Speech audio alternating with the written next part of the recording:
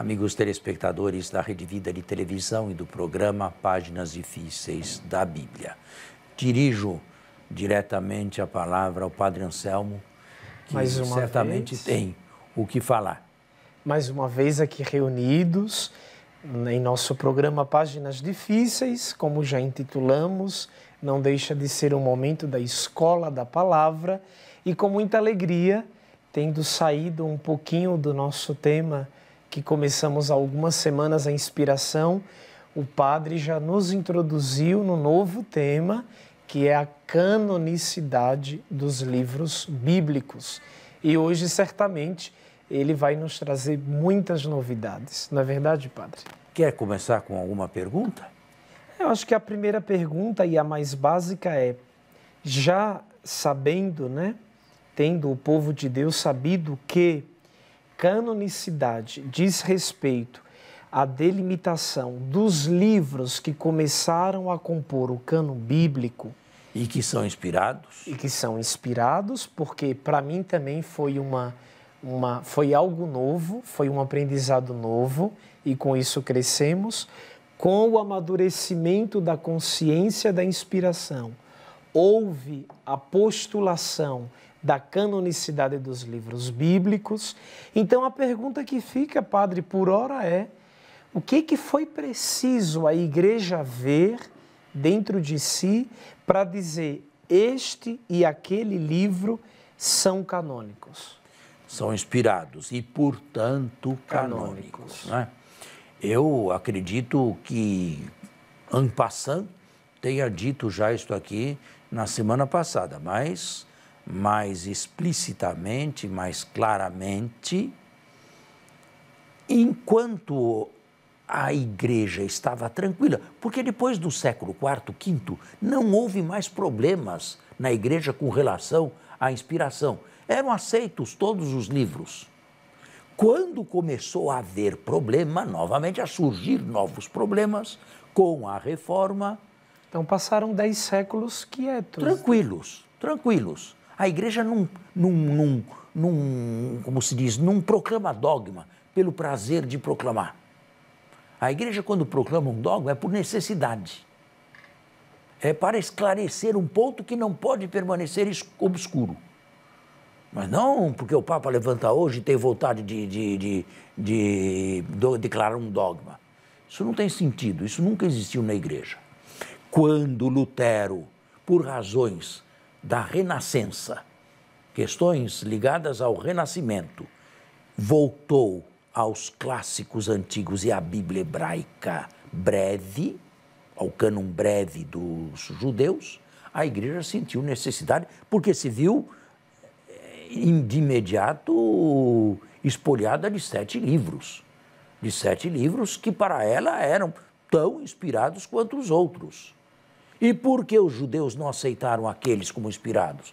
Provavelmente porque não foram escritos em grego ou em hebraico ou não se conhecia uma tradução hebraica.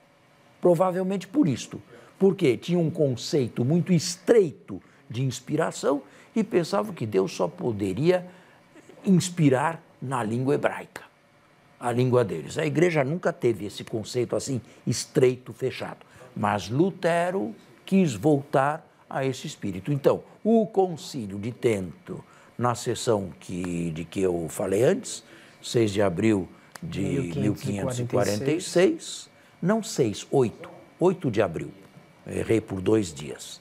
Na sessão de 8 de abril de 1546, teve que definir para a Igreja Católica qual a quantidade e quais são os livros inspirados, ou seja, quais são os livros que, por serem inspirados, estão dentro do metro, estão dentro do cânon, são canônicos. E veio a definição. Toda a Bíblia, como ela se encontra na Vulgata Jeronimiana, baseada em que a Igreja fez essa declaração? Baseada na tradição multissecular de todas as igrejas cristãs. Ou seja... Menos o protestantismo, claro, né? Antes do protestantismo. Então, o elemento primordial para a postulação da canonicidade, foi a além tradição. da inspiração, foi o peso da tradição. Né? Foi o peso da tradição, do uso diferenciado, milenar ou mais que milenar, que as igrejas fizeram desses livros aí. Tanto é verdade, por exemplo, e na correspondência de Paulo a Corinto, existem pelo menos 4 epístolas. Nós só temos 2. E as outras 2? Se perderam. Se perderam, mas nós temos clara atestação dele mesmo que ele escreveu uma outra. Se esta outra hoje fosse plenamente achada da mão de Paulo, seria considerada canônica? Pelos critérios de Trento, não. Porque não alimentou a vida da igreja durante mais de 1000 anos, durante toda a sua existência.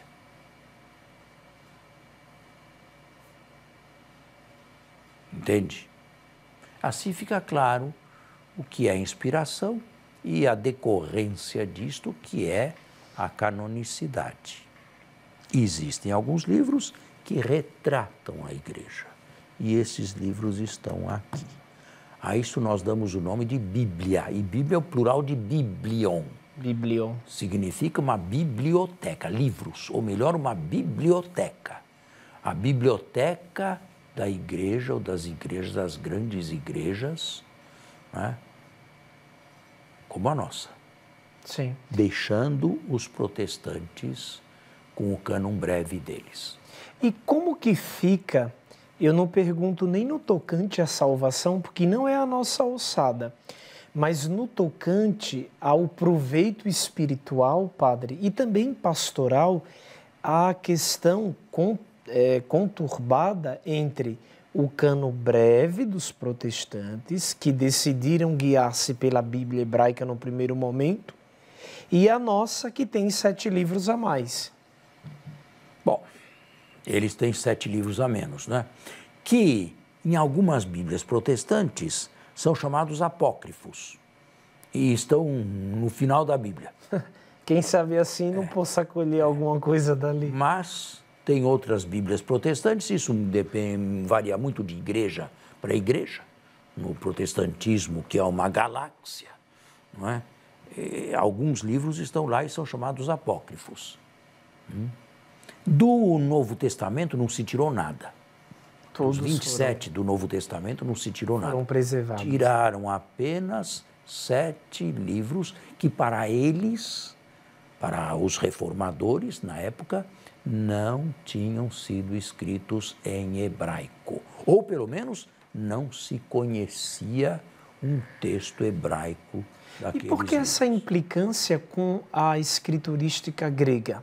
Por que não admitir um livro do Antigo Testamento? Os judeus não admitiram e Lutero voltou para eles. E os judeus não admitiram, talvez por uma questão de mentalidade mesmo. Deus só inspira na nossa língua. Sabe, mesmo depois que o hebraico deixou de ser língua falada no século VI, toda a Bíblia foi escrita em hebraico. Já não falavam mais hebraico, falavam aramaico.